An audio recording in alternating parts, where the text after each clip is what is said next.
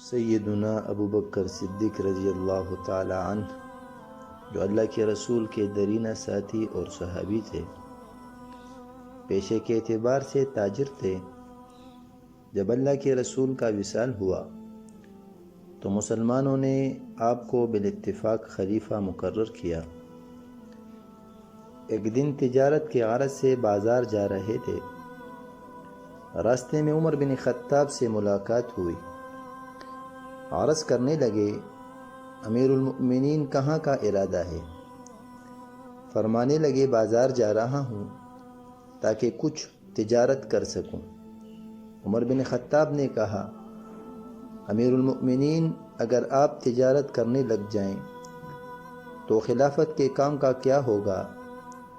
یعنی آپ تو خلیفہ ہے اور سب مسلمانوں کی دیکھ بھال آپ کی ذمہ داری ہے۔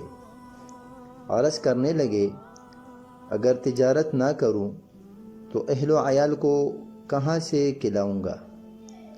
عمر بن خطاب نے کہا کہ چلو ابو عبیدہ بن جراح کے پاس چلتے ہیں، جن کو اللہ کے رسول نے امین کا لقب دیا ہے اور بیت المال پر معمور ہے۔ دونوں حضرات ابو عبیدہ کے پاس گئے تاکہ حاکم وقت کے لیے بیت المال سے وظیفہ مقرر کیا جا سکے۔ ابو عبیدہ بن جراح کہنے لگے، جتنا وظیفہ ایک مزدور کا ہے وہی آپ کا بھی مقرر کیا جاتا ہے۔ یہ تھے وقت کے حکمران جن کی آمدنی ایک مزدور جتنی تھی۔ خوشی خوشی دونوں واپس گئے۔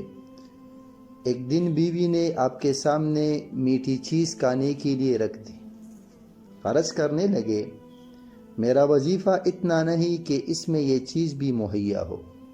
بیوی کہنے لگی، میں روزانہ کے لحاظ سے کچھ نہ کچھ بچا لیتی ہوں، اس کو بیچ کر آپ کے لیے یہ بنا دیا کیونکہ آپ کو یہ پسند ہے۔ آپ نے کہا، اس کا مطلب ہے کہ اتنی مقدار ہمیں بیت المال سے زیادہ ملتا ہے، اور اتنی ہی مقدار بیت المال سے کم کروا دی۔ جب ابو بکر صدیق رضی اللہ تعالیٰ عنہ کی موت قریب آئی تو اپنی بیٹی عائشہ صدیقہ رضی اللہ تعالیٰ عنہ کا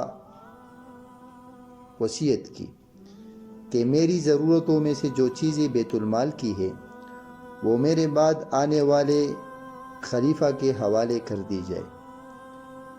انس بن مالک رضی اللہ تعالیٰ عنہ فرماتے ہیں کہ آپ کے پاس کوئی دینار یا درہم نہیں تھا، ایک اونٹنی تھی جن سے وہ دودھ پیا کرتے تھے، ایک پیالہ تھا اور ایک خادم۔ بعض روایت میں ایک اوڑھنا اور ایک بچھونا بھی آیا ہے۔ یہ چیزیں جب عمر بن خطاب رضی اللہ تعالیٰ عنہ کے پاس پہنچی، جب وہ خلیفہ بنے، تو آپ نے کہا کہ اللہ تعالیٰ ابوبکر صدیق پر رحم فرمائے کہ اپنے سے بعد والے کو مشقت میں ڈال دیا۔ اس واقعے سے ہمیں یہ درس ملتا ہے کہ اگر ہم حکومت کے کسی بھی عہدے پر ہوں تو ہمیں مسلمانوں کے مال کا خیال رکھنا چاہیے اور جتنی ہماری ضرورتیں ہوں وہی لینی چاہیے، کیونکہ ان کے بارے میں کل قیامت کے دن پوچھا جائے گا۔ اللہ کے رسول کا فرمان ہے، کلکم راع وکلکم مسئول عن رعیتہ، تم میں سے ہر ایک راعی ہے اور تم میں سے ہر ایک سے پوچھا جائے گا ان کی رعیت کے بارے میں۔ اور حاکم وقت قوم کا راعی ہوتا ہے، قوم کا بڑا ہوتا ہے، تو اس سے بھی ان کی رعیت کے بارے میں پوچھا جائے گا کہ ان کا مال آپ نے بیجا کیوں استعمال کیا، اپنی ضرورتوں سے زیادہ اپنی چیزیں کیوں لی۔ تو اس بات کو مد نظر رکھنا چاہیے تاکہ کل قیامت کے دن اللہ کے ہاں ہم سرخرو ہو سکیں۔